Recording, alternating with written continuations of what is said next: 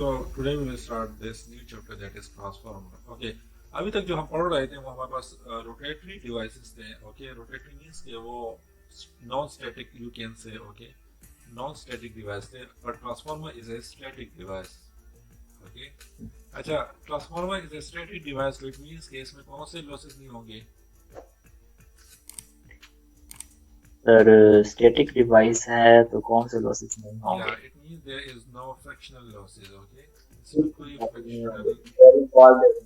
ठीक है। Yeah, because there is no rotatory part. Okay, no rotatory part, so that's why this transformer is a static device. इसको हम static piece of equipment भी कहते हैं. Okay, तो इसमें आपका कोई losses नहीं होगा, कोई fractional losses नहीं होगा. Okay.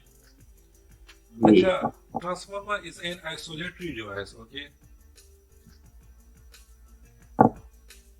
आइसोलेटेड, आइसोलेटरी ठीक है। मींस कि आप थ्रू आइसोलेशन इसमें कन्वर्जन करते हो. वोल्टेज को आप स्टेप अप भी कर सकते हो इसमें, वोल्टेज को आप स्टेप डाउन भी कर सकते हो इसमें थ्रू आइसोलेटरी. ओके, और करंट को भी आप स्टेप अप कर सकते हो, करंट को भी आप स्टेप डाउन कर सकते हो.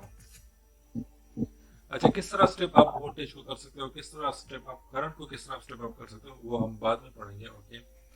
अच्छा, इसमें एक दूसरा पॉइंट ये है ट्रांसफार्मर में कि पावर जो होता है that's will B same. Okay, Same on both sides. Actually transformer में क्या होता है, ट्रांसफार्मर में आपके दो साइड होते हैं. एक को हम प्राइमरी साइड कहते हैं जहाँ से हम इनपुट देते हैं, वोल्टेज इनपुट जहाँ से हम सप्लाई देते हैं, और दूसरा साइड आपका आउटपुट होता है जहाँ से हम वोल्टेज लेते हैं, आउटपुट वोल्टेज लेते हैं. Okay, so this side is known as secondary side. इसको हम सेकेंडरी साइड कहते हैं, और इस साइड को हम प्राइमरी साइड कहते हैं. प्राइमरी साइड मीन्स यहाँ से हमने वोल्टेज इनपुट देना है, सेकेंडरी साइड मीन्स यहाँ से हमने वोल्टेज आउटपुट लेना है. अच्छा, अब ये वोल्टेज जो होता है, this voltage depend on the number of turns. Number of turns means के नंबर ऑफ दीज टर्न्स, कि ये वायर्स के कितने टर्न्स हैं. तो these voltage V1 voltage and V2 voltage will depend on the number of turns, कि आपके number of turns up हो रहे हैं या डाउन हो रहे हैं. अगर आपके number of turn, this number of turn will be equal to N1. इन नंबर ऑफ टर्न्स को मैं N1 कह देता हूँ, इन नंबर ऑफ टर्न्स को मैं N2 कह देता हूँ. So if the number of secondary turns is greater than the number of primary turns, तो फिर क्या होगा, फिर आपका ये स्टेप अप होगा. स्टेप अप ट्रांसफॉर्मर इसको हम कहते हैं. स्टेप अप ट्रांसफॉर्मर इसको क्यों कहते हैं, because then V2 will be greater than V1. Okay, while if the number of turns on secondary side is less than the number of turns on the primary side, फिर आपका इसको हम step down transformer कहते हैं. और step down transformer में क्या होता है, स्टेप डाउन ट्रांसफॉर्मर में आपका V2 will be less than V1. So it depend on your requirement. Let's say आपके पास 220 वोल्ट सप्लाई मौजूद है, सही है, और आपने मोबाइल को चार्ज करना है. ओके, मोबाइल को आपने चार्ज करना है. मोबाइल को चार्ज करने के लिए आपको कितनी वोल्टेज की डिमांड होती है, दैट इज 5 वोल्ट. तो आपने क्या करना है, ट्रांसफार्मर को इस तरह डिजाइन करना है कि वो इनपुट पे हम 220 वोल्ट दे दें, और आउटपुट पे मुझे ये 5 वोल्ट दे दें, और यहाँ पे आप मोबाइल को कनेक्ट कर दिया करो. तो सर ये फिर स्टेप डाउन हो गया ना? So this is step down, या this is step down transformer. सही है. सर इसके लिए फिर हमारे पास नंबर ऑफ टर्न्स या नंबर ऑफ एक्चुअली यहाँ पे टर्न्स क्वेश्चन आ जाता है कि आपका नंबर ऑफ टर्न्स कितने होंगे. सो this is V1 and this is V2, and we have a formula for finding the number of turns, that is V1 divided by V2 is equal to N1 divided by N2. Okay, or you can write it like V2 divided by V1 is equal to N2 divided by N1, and that is equal to N. N is the N is the इसको क्या कहते हैं, transformation ratio इसको कहते हैं. Okay, small N को yes, तो क्या कहते हैं? Transformation ratio. यस.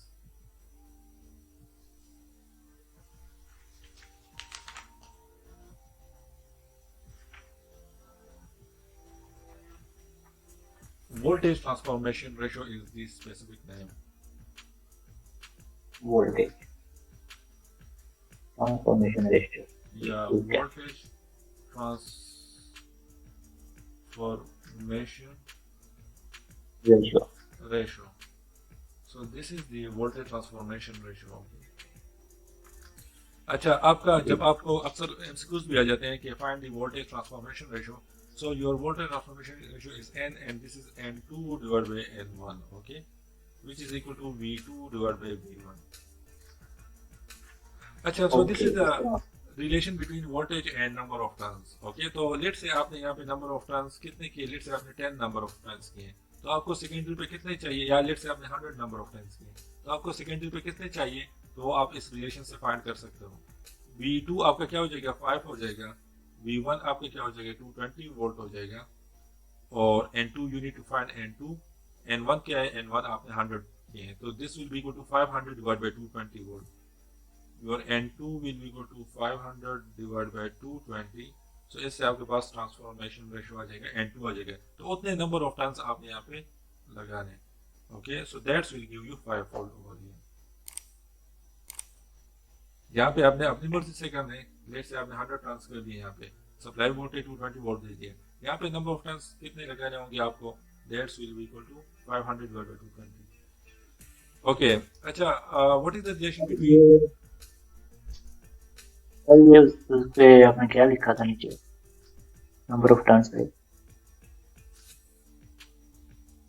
कहाँ पे, यहाँ पे, सर अभी जो आपने रिलेशन बताया कि हमें 5 वोल्ट, हमारे पास नंबर ऑफ टर्न N1 100 है जी। N1 सर ये जो 220 के नीचे लिखा है आपने, 5 by 220 is equal to N2 by, 100, नीचे क्या लिखा है ये? this is 100, 100। yeah. सर ये 100 टर्न्स है। Yeah, ठीक this है, is the number of turns. ये अब मैंने अपनी मर्जी से 100 टर्न्स मैंने अपनी मर्जी से प्राइमरी साइड पे दिए ठीक है, हैं। ठीक है सर। नेक्स्ट। अच्छा, हमारे पास इसमें क्या होता है, हमारे पास what is the relation between voltage and current, तो as we know that V2 divided by V1 is equal to N2 divided by N1, and we know that the primary power at the primary side will be equal to power at the secondary side, P1 will be equal to P2, okay, so it means कि V1 I1 will be equal to V2 I2, so it means कि आपका I1 divided by I2 will be equal to V2 divided by V1, so that will be equal to I1 divided by I2. So जो main relations होंगे in transformer which you should remember in your mind is that your V1 divided by V2 will be equal to N1 divided by N2 will be equal to I2 divided by I1, okay, so this is the main relation, इनको आपने याद रखना है if you want to do the conversion। अच्छा, अब आ जाते हैं working की तरफ कि ट्रांसफार्मर किस तरह वर्क करते हैं, ओके, लाइक ट्रांसफार्मर आपका स्टेप अप स्टेप डाउन करते हैं, किस तरह करते हैं स्टेप अप, वोल्टेज को किस तरह स्टेप अप करते हैं और करंट को किस तरह स्टेप डाउन करते हैं, तो उसकी तरफ आ जाते हैं। अच्छा, ट्रांसफार्मर जो होता है ये हमेशा आपका एसी पे काम करेगा, डीसी पे ये काम नहीं करेगा, ओके, यहाँ पे आपने हमेशा जो सप्लाई होगी that should be AC, DC के लिए ये आपका शॉर्ट सर्किट हो जाएगा, okay, but for AC this will act as a inductor, okay, inductor means के यहाँ से आपके पास फ्लक्स लाइंस होंगे,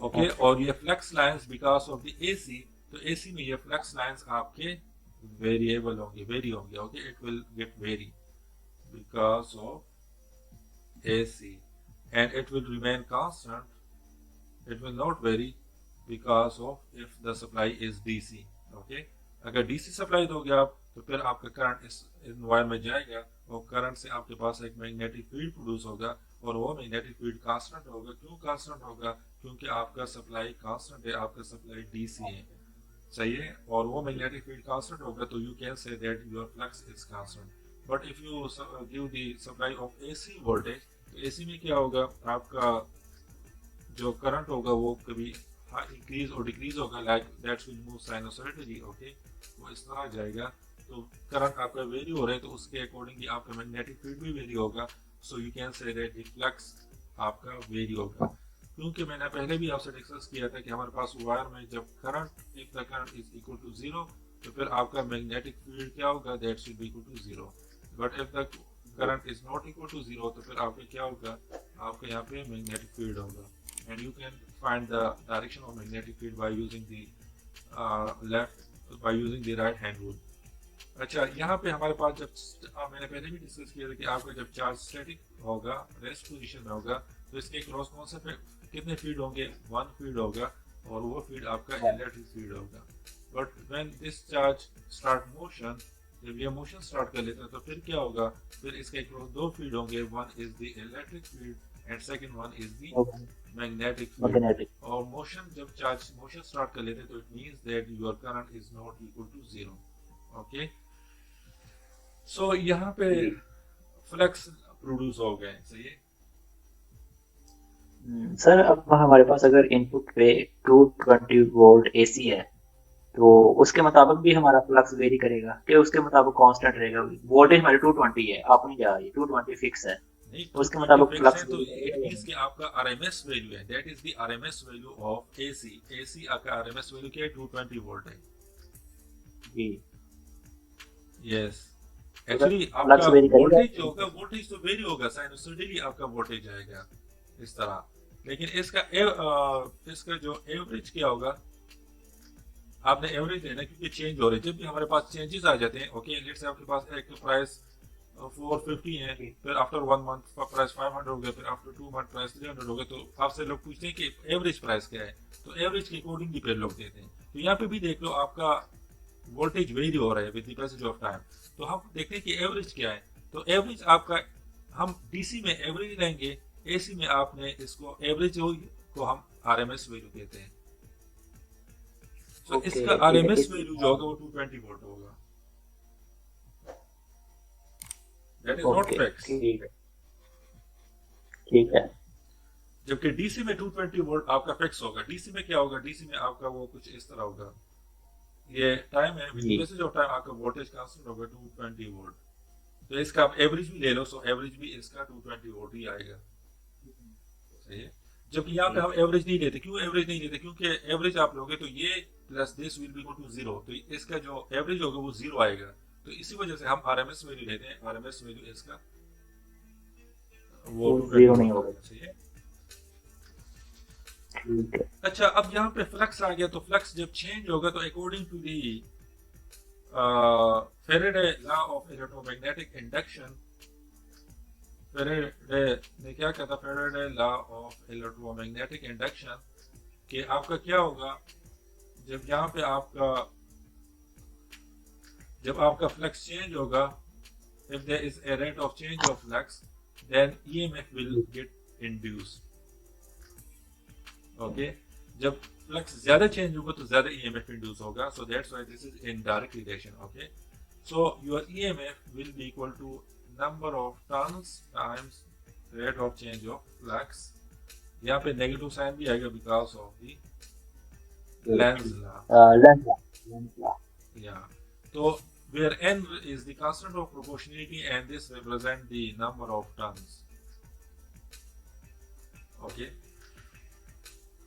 अच्छा, सो ये फ्लक्स लाइंस जो होंगे, ये आपके पास जब वेरी होंगे तो यहाँ पे आपका ईएमएफ इंड्यूस हो जाएगा, तो यहाँ पे आपका ईएमएफ आ जाएगा, E1 आ जाएगा। ओके, इस वाइंडिंग के क्रॉस। सो E1 आपका डिपेंड करता है नंबर ऑफ टर्न्स पे, and it also depend on the rate of change of flux, कि कितना फ्लक्स में वेरिएशन कितनी आ रही है। ज्यादा वेरिएशन आ रही है तो आपका ज्यादा ईएमएफ इंड्यूस होगा, कम वेरिएशन आए तो कम इंड्यूस होंगे ईएमएफ। लेकिन हमारे पास यहाँ पे वेरिएशन जो होती है वो कांस्टेंट होती है, rate of change of flux constant होता है, क्योंकि आपका वोल्टेज होता है वो 220 वोल्ट है, दैट इज कांस्टेंट होती है।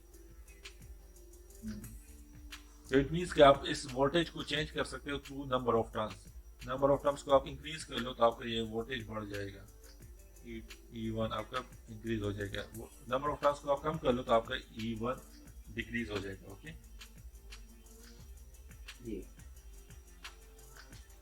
अच्छा,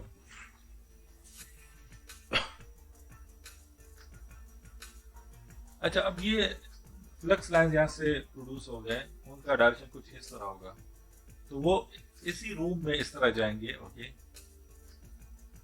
ये इसी रूम में इस तरह जाएंगे और इस तरह अपने पाथ को कंप्लीट करेंगे।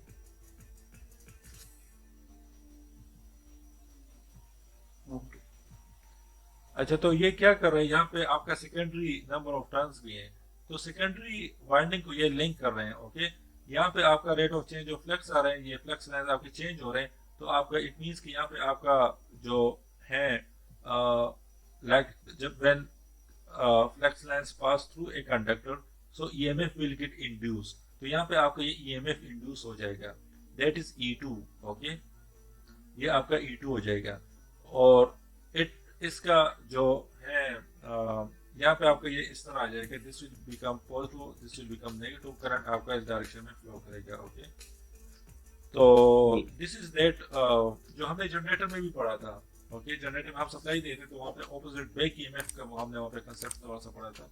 तो ये उसी तरह का है। सही, जिस तरह हम जनरेटर में हमने पढ़ा था कि हम वहाँ पे क्या कर रहे थे, वहाँ पे हम करंट दे देते थे। सही है, फ्लक्स लाइंस मोटर में, या वहाँ पे फ्लक्स लाइंस होती थी और वहाँ पे हम टरबाइन को रोटेट करते तो टरबाइन क्या करता था, टरबाइन आपका rate of change of flux होता था, तो जिसकी वजह से आपके ईएमएफ इंड्यूस होता था। सही है, यहाँ पे आपके फ्लक्स लाइंस चेंज हो रहे हैं, वहाँ पे मैं वायर को रोटेट करता था। सही है, यहाँ पे आपका वायर स्टैटिक पोजीशन में है, वहाँ पे आपका मैग्नेटिक फील्ड कांस्टेंट था, मैं वायर को यानी इसको मोशन दे रहा था, वायर को मोशन दे रहा था, तो उसकी वजह से आपका rate of change of flux आ रहा था।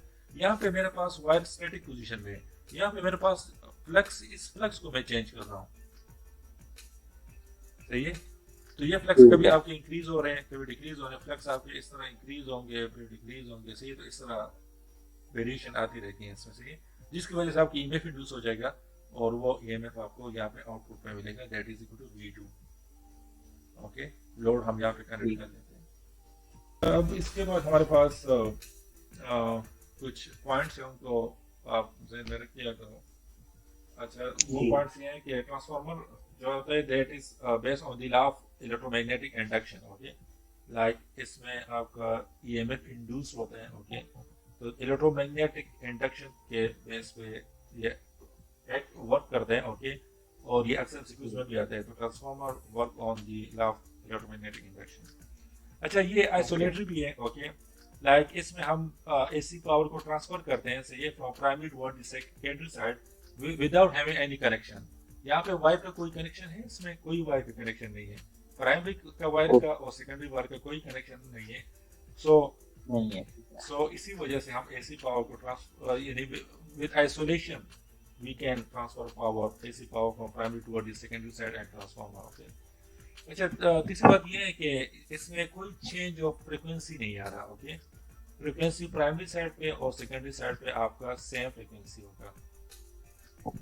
ओके, सही है, और यू कैन से कि आउटपुट पावर का जो फ्रीक्वेंसी है that is same as the input power frequency. Losses यहाँ पे क्या होंगे, यहाँ पे कॉपर वाइंडिंग भी है। ओके, कॉपर भी यूज हुआ है, तो इट मींस यहाँ पे कॉपर लॉसेस होंगे। यहाँ पे आपका फ्लक्स लाइंस है, तो फ्लक्स की वजह से इट मींस कि आपका कोर लॉसेस भी होंगे। ओके, कोर लॉसेस में कौन कौन से आ जाते हैं, ईडी करंट और हिस्टैरिसीस लॉसेस भी इसमें होंगे। सही, फ्रिक्शन लॉसेस इसमें नहीं होगा। सही है, अच्छा, नॉर्मली जो प्रैक्टिकली हमारे पास ये लॉसेस जो होते हैं ना, ये ईडी करंट और हिस्टैरिसीस लॉसेस और जो हमारे पास कॉपर लॉसेस हैं, ये काफी कम होते हैं। सही है, जिसकी वजह से इसकी एफिशिएंसी काफ़ी ज़्यादा होती है। ओके, जब लॉसेस कम होंगे तो आपके पास एफिशिएंसी ज़्यादा होती है। तो मशीन्स में अगर कोई आपसे पूछते कि एफिशिएंसी किसकी ज़्यादा है, तो वो ट्रांसफार्मर की ज़्यादा है। ओके, ठीक है। अच्छा, इसमें प्रैक्टिकल ट्रांसफार्मर, इसमें आइडियल ट्रांसफार्मर भी होता है। सही है, आइडियल भी होता है या आइडियल ट्रांसफार्मर के कुछ पॉइंट्स हैं। आइडियल ट्रांसफार्मर हम किसको कहते हैं, आइडियल ट्रांसफार्मर हम उसको कहते हैं जहां पे आपके कोई कॉपर लॉसेस नहीं होंगे, no copper losses. Okay, ideal transformer हम उसको कहते हैं जिसमें कोई नो लीकेज फ्लक्स होते हैं। लीकेज फ्लक्स किसको कहते हैं वो मैं अभी आपको बता देता हूँ। सही है, अच्छा, लीकेज फ्लक्स या ट्रांसफार्मर में आपके नो आयरन लॉसेस होते हैं। सही है, आयरन लॉसेस भी कुछ कोई नहीं होते, ईडी करंट और हिस्टैरिसीस लॉसेस नहीं होंगे। सही,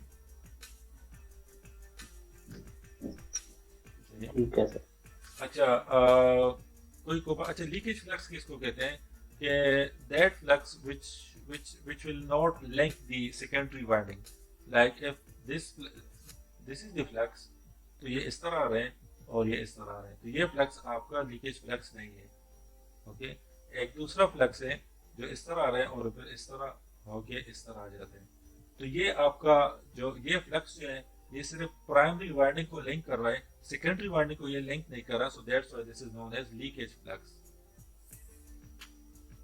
तो सर इसको सिंपल हम ये कह सकते हैं कि flux not link with secondary winding या इज कॉल्ड लीकेज फ्लक्स, और इसको हम म्यूचुअल फ्लक्स कहते हैं।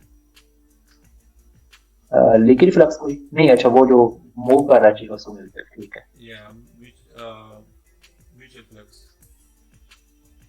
ठीक है। ओके, जी।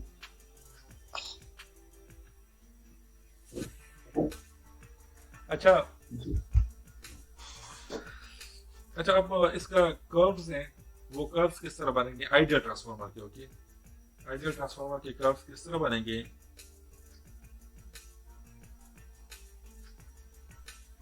अच्छा, इस तरह कर लेते हैं कि हमारे पास कोई लोड नहीं है, सही है, under no load condition. It means कि आपका सेकेंडरी जो है वो ओपन है। ओके, तो फिर क्या होगा, इट मींस कि आपका सेकेंडरी करंट आपका जीरो है, लोड जीरो है, तो इट मींस कि ओपन सर्किट है, तो ओपन सर्किट मींस कि आपका सेकेंडरी करंट जीरो है। ओके, जब सेकेंडरी करंट जीरो है तो यहाँ पे ये क्या करेगा, ये एक्ट एज ए इंडक्टर करेगा। ओके, समझ आ गया यहाँ तक कि नहीं। जी सर, मैं कर रहा हूँ या इंडक्टर। यहाँ से मैं V1 को अप्लाई कर लेता हूँ, तो V1 की वजह से I1 करंट भी होगा। क्यों करंट होगा, क्योंकि यहाँ पे ओपन सर्किट नहीं है, ये आपका क्लोज सर्किट है। ओके, तो I1 करंट इसमें फ्लो होगा, सही है। ओके। अच्छा, I1 में क्या क्या होंगे, I1 आपका मैग्नेटाइजिंग करंट को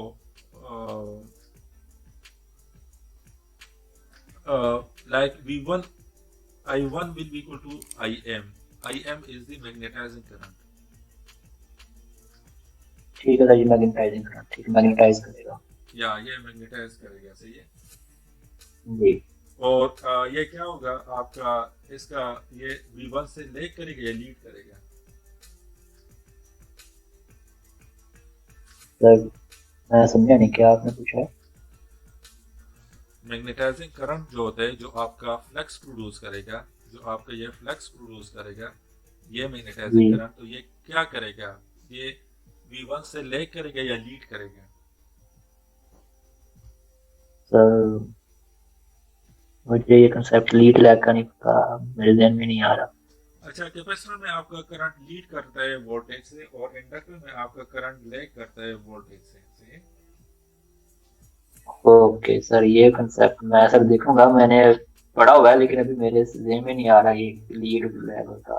कैपेसिटर में करंट लैग करता है, लीड करता है, लीड करता है, ठीक है सर। और इंडक्टर में लेग करता है।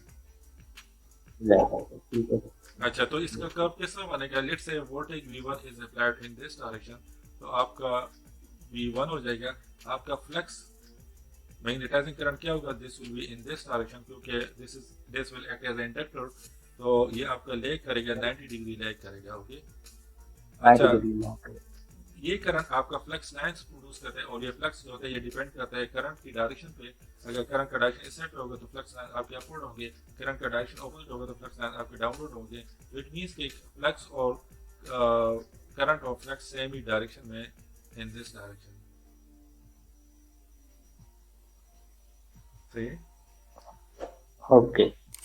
या अच्छा, अब हमारे पास क्या है, हमारे पास जब ये फ्लक्स इस तरह आएगा, इस तरह आएगा, यहाँ पे आएगा। ओके, तो यहाँ पे करंट तो कोई करंट नहीं होगा यहाँ पे, लेकिन यहाँ पे वोल्टेज आपका इंड्यूस होगा, क्योंकि फ्लक्स लाइंस आपके इसमें जा रहे हैं, सही है, नंबर ऑफ टर्न्स में फ्लक्स लाइन जा रहे हैं, तो वोल्टेज प्रोड्यूस होगा। बट दिस वोल्टेज E2 जो वोल्टेज प्रोड्यूस होगा, that's will B opposite of V1, that will be opposite of the cars which producing it, so that will be opposite of V1।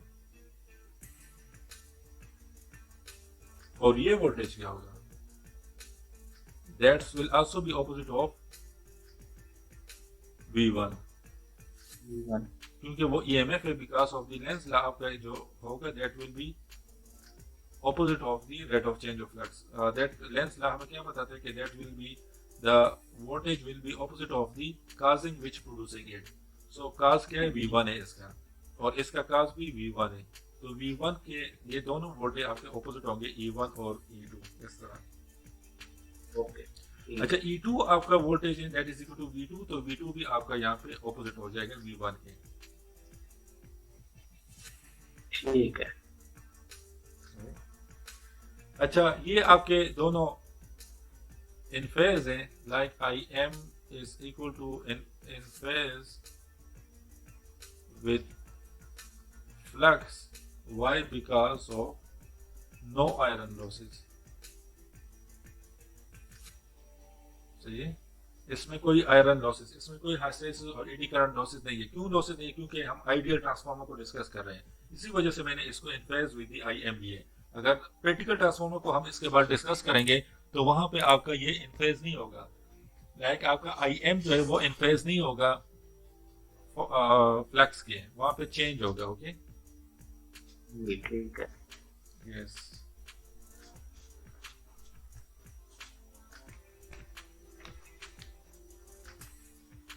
अच्छा, अब इसके बाद हमारे पास कुछ equations हैं, तो उस इक्वेशन को डिस्कस कर लेते हैं, उसके बाद प्रैक्टिकल ट्रांसफार्मर की तरफ आते हैं।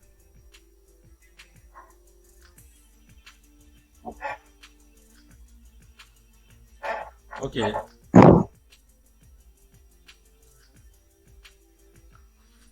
phi is equal to phi m sin theta, this is sinusoidal, like if this is omega t तो आपका फ्लक्स किस तरह चेंज होगा, वो इस तरह वेरी होगा। Okay, what is equal, this will be equal to phi m।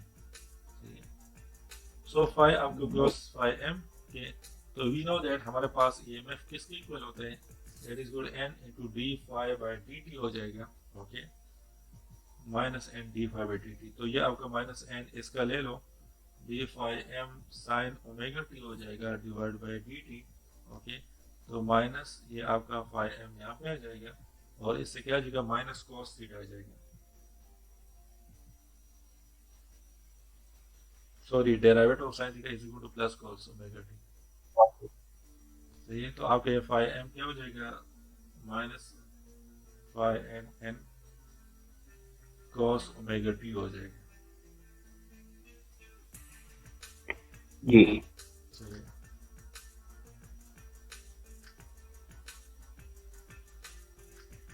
और दिस इज इसके साथ phi भी आएगा, क्योंकि इसका भी आपने डेरिवेटिव लेना है।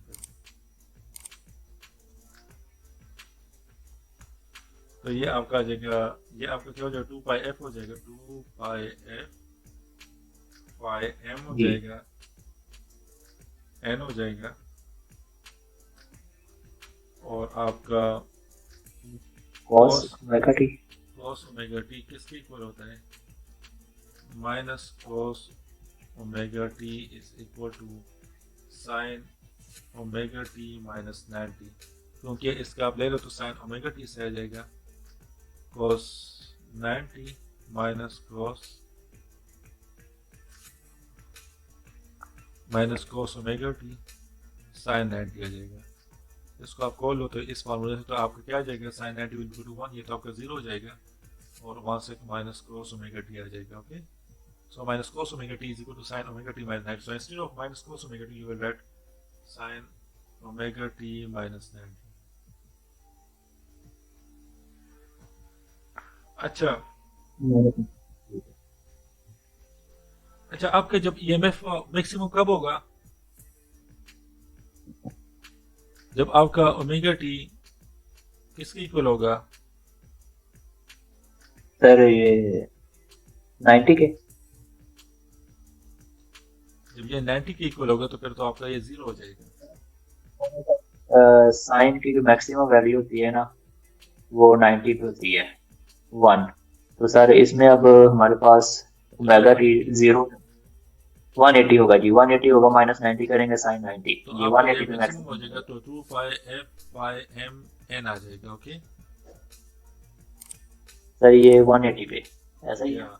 अच्छा, प्राइमरी साइड पे ये क्या होगा, प्राइमरी साइड पे ये आपका E1 क्या हो जाएगा, 2 पाई f पाई m n1 हो जाएगा। सही, और सेकेंडरी साइड पे क्या हो जाएगा, 2 पाई f, फ्रीक्वेंसी सेम होंगे और फ्लक्स भी सेम होंगे प्राइमरी और सेकेंडरी साइड पे, तो ये आपका N2 हो जाएगा। ओके, अच्छा इस 2 पाई को कर लो, इससे क्या आता है 2 टाइम 3.14 कर लो, तो इससे क्या आता है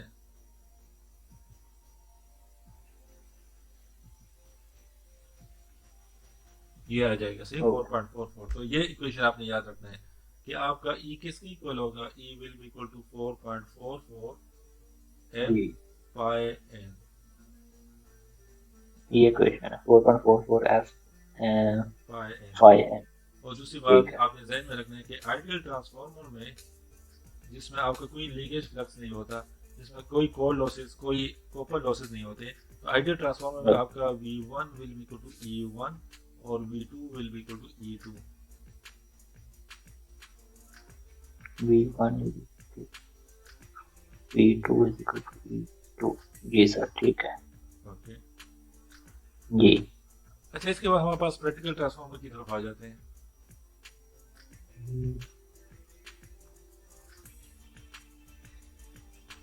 तो आइडियल ट्रांसफार्मर में क्या था, आइडियल ट्रांसफार्मर में आपका कोई आयरन कोई लॉसेस नहीं थे, प्रैक्टिकल ट्रांसफार्मर में आपके लॉसेस होंगे। ओके, प्रैक्टिकल ट्रांसफार्मर में आपके आयरन लॉसेस होंगे। ओके, तो लॉसेस को डिस्कस कर लेते हैं। अच्छा, आयरन लॉसेस किसकी वजह से होंगे, क्योंकि यहाँ पे फ्लक्स होगा। ओके, और फ्लक्स आपका वेरी करेगा, सही है। तो जब फ्लक्स आपका वेरी करेगा, ओके, तो इट मींस कि आपका हाइस्टेरिसिस और ईडी करंट होंगे, हाइस्टेरिसिस लॉसेस होंगे और ईडी करंट, जी। सही है। क्योंकि ये आपका डिपेंड करता है, दोनों आपके डिपेंड करते हैं, फ्रीक्वेंसी पे डिपेंड करता है। It also depend on the flux density. Okay, it also depend on the flux density, which also depend on the flux. It also depend on the volume. Okay, जी sir. yes। तो हमारे पास जो इन दोनों losses को हम क्या कहते हैं, आयरन लॉसेस कहते हैं। ओके, और दोनों आपके सप्लाई फ्रीक्वेंसी पे डिपेंड करता है, मैक्सिमम फ्लक्स डेंसिटी पे डिपेंड करता है, वॉल्यूम पे डिपेंड करते हैं। ओके,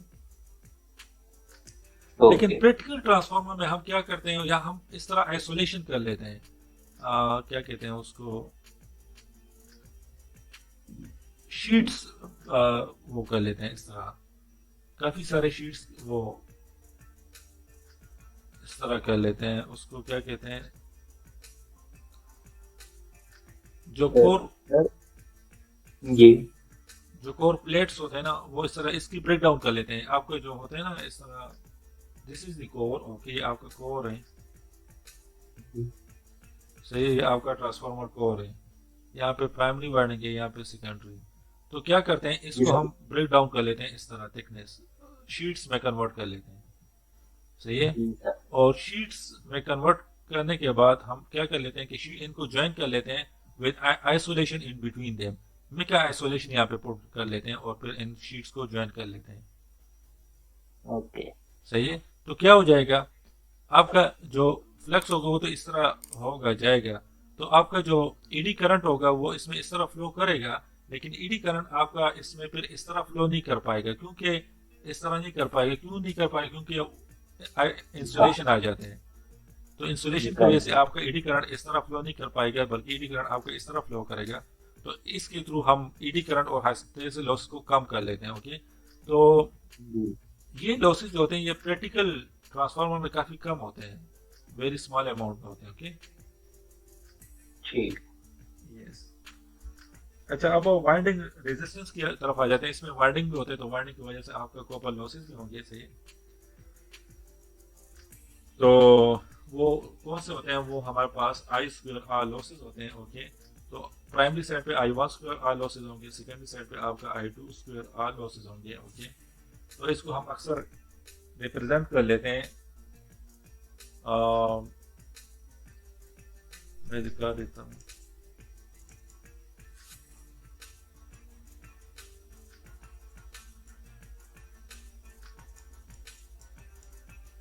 यहाँ पे देख लो, हमने इसको रिप्रेजेंट किए हैं with this। okay, this is the copper loss at the primary side and this is the copper loss at the secondary side। Okay, ठीक है। अच्छा, इसके बाद हमारे पास एक तीसरा लॉसेस भी होते हैं, आयरन लॉसेस भी हो गए, कॉपर लॉसेस भी हो गए। अब लीकेज रिएक्टेंस भी इसमें होते हैं। Okay, leakage flux, okay, this one, okay. जी सर, अभी जो आपने डिस्कस किया ठीक है, या लीकेज फ्लक्स। या अच्छा, यहाँ पे प्राइमरी करंट भी है। ओके, तो प्राइमरी करंट की वजह से भी फ्लक्स प्रोड्यूस होगा, और सेकेंडरी करंट भी है, और सेकेंडरी करंट की वजह से भी आपका फ्लक्स प्रोड्यूस होगा। अब ये फ्लक्स और ये फ्लक्स अगर लिंक नहीं हो रहे हैं तो इट मीन्स कि आपका लीकेज फ्लक्स हो रहा है। ओके, अगर दोनों लिंक ठीक हो है। रहे हैं, फाइव वन लिंक हो रहा है फाइव टू के साथ, तो इट मीन्स कि आपका म्यूचुअल फ्लक्स हो रहा है। लेकिन अगर लिंक नहीं हो रहा है तो इट मीन्स कि आपका लीकेज फ्लक्स हो रहा है।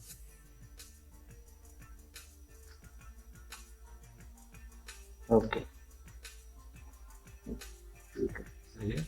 यानी प्राइमरी करंट आपका फाइव वन प्रोड्यूस करेगा, सेकेंडरी करंट आपका फाइव टू प्रोड्यूस करेगा। अगर फाइव सेकेंडरी करंट का फाइव टू लिंक नहीं हो रहा फाइव वन के साथ, या प्राइमरी का फाइव वन लिंक नहीं हो रहा फाइव टू के साथ, तो इट मीन्स कि यहाँ पे हमारे पास लीकेज, उसको हम उस फ्लक्स को हम क्या कहते हैं, लीकेज फ्लक्स कहते हैं। तो सर इस केस में फिर हमें ट्राई ये करनी चाहिए कि हमारा लीकेज फ्लक्स कम से कम हो। या कम से कम हो, जितना कम से कम होगा तो उतना बेस्ट होगा। ठीक है। अच्छा, लीकेज का जो पाथ होते हैं, वैसे तो हमारे पास ये पाथ हमने बनाया ताकि फ्लक्स आपको ज्यादा से ज्यादा लिंक कर लें। सही है। जी। अच्छा, ये हमारे पास ईयर नहीं होता, नॉन ईयर कोई मटेरियल होते हैं। ओके, ये आपका एल्यूमिनियम भी हो सकता है, ये आपका आयरन भी हो सकता है। ओके, तो इसमें क्या होता है, यहाँ पे हम क्या करते हैं, यहाँ पे आपका इस तरह हो जाता है कि ये आपके फ्लक्स को काफी इजी, यानी विद लो रिलेक्टेंस इसका होता है। इसका रिलेक्टेंस जो होता है वो काफी कम होता है। ओके। सर ये आप सेकेंडरी साइड पे बात कर रहे हैं? नहीं नहीं, पूरे ये मटेरियल जो मैं यूज कर रहा हूँ, ओके, ठीक है, तो मटेरियल जो यूज कर या जिसमें फ्लक्स लाइंस अंदर मूव कर रहे हैं, तो have low reluctance. Low reluctance means कि इसका जो परमेबिलिटी है वो काफी हाई है as compare to air. Air का परमेबिलिटी क्या होता है, वो काफी कम होता है। रहे हैं। ठीक है। ओके, उसका म्यू नॉट होता है, काफी कम होता है एयर का, 4 5 10 to the -7 आई थिंक इस तरह है। तो वो काफी कम होता है जी। एयर का, जिसकी वजह से आपका जो रिलक्टेंस होता है एयर में वो काफी ज्यादा होता है। तो यहाँ से जो लीकेज फ्लक्स होंगी वो एयर में पास होंगी, तो उस वहां पे आपका रिलक्टेंस ज्यादा है। तो जब रिलक्टेंस ज्यादा है तो इट मीन्स कि आपको हाई एनर्जी, लाइक हाई ये एमएमएफ का रिक्वायरमेंट होगा। ओके। सही है। तो इसी वजह से इसको हम इग्नोर नहीं कर सकते।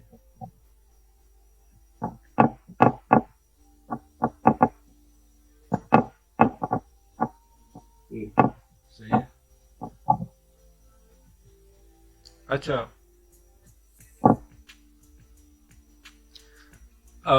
एक्चुअली हमारे पास जो लीकेज फ्लक्स होते हैं उसका अमाउंट काफी कम होता है। That is in very small amount as compare to mutual flux. लेकिन यहाँ पे प्रॉब्लम क्या हो रहा है कि ये लीकेज फ्लक्स ईयर में फ्लो कर रहे हैं, और ईयर में फ्लो करने की वजह से उसका जो रिलेक्टेंस होता है वो काफी ज्यादा होते हैं, हाई होते हैं। ओके, एयर का रिलेक्टेंस काफी हाई होता है, तो उसके लिए लीकेज फ्लक्स के लिए मुझे हाई वोल्टेज या हाई एनर्जी की रिक्वायरमेंट होगी to pass through the air. Okay, so इसी वजह से हाई एमएमएफ का रिक्वायरमेंट होगा, हाई एनर्जी का रिक्वायरमेंट होगा to pass through the air. So इसी वजह से हम इसको इग्नोर नहीं कर सकते, क्योंकि यहाँ पे ज्यादा एनर्जी आपकी वेस्ट हो रही है। ठीक है। अच्छा, इसको हम इंडक्टर क्यों कहते हैं, उसको थोड़ा सा डिस्कस कर लेते हैं। ठीक है। एक्चुअली ये जो लीकेज फ्लक्स होता है ना, लीकेज फ्लक्स, ये आपका इंडक्टिव रिएक्टेंस इंट्रोड्यूस करता है। सही है, इस वाइंडिंग में इंडक्टिव रिएक्टेंस क्यों इंट्रोड्यूस करता है, क्योंकि इंडक्टिव रिएक्टेंस किस पे डिपेंड करता है, inductive reactance is equal to 2πfL। Okay, so inductive reactance depend on L. Okay, जी। and your L depend on number of turns times flux. Okay, and it also depend on current. Actually हमारे पास MMF is equal to Li, that is equal to N phi। तो आपका जो L है, L depend करता है number of turns पे, flux पे और करंट पे। तो L1 आपका डिपेंड करते हैं नंबर ऑफ प्राइमरी टर्न्स पे, और I1 पे डिपेंड करते हैं, और phi1 पे डिपेंड करते हैं। ओके, सो इसी वजह से हम इसको इंडक्टिव रिएक्टेंस कहते हैं। तो इंडक्टिव रिएक्टेंस को हम यहाँ से रिप्रेजेंट कर लेते हैं। जिस तरह हम कॉपर को आर से यहाँ पे रिप्रेजेंट कर रहे हैं, इस तरह यहाँ पे हम लीकेज फ्लक्स को हम यहाँ पे रिप्रेजेंट कर लेते हैं। इंडक्टिव रिएक्टेंस से हम इसको रिप्रेजेंट कर लेते हैं। ठीक है सर। या अच्छा, इसके बाद जो कर्व्स हैं वो हम कल पढ़ लेंगे, सही है। प्रैक्टिकल ट्रांसफार्मर के लिए जो कर्व्स बनेंगे वो हम कल डिस्कस कर लेंगे, ठीक है सर। सही है। जो आइडियल ट्रांसफार्मर के लिए हमने कर्व डिस्कस कर लिए, अब प्रैक्टिकल ट्रांसफार्मर के जो कर्व्स है वो हम कल डिस्कस करेंगे, सही है। ठीक है सर। ओके, अल्लाह हाफिज़।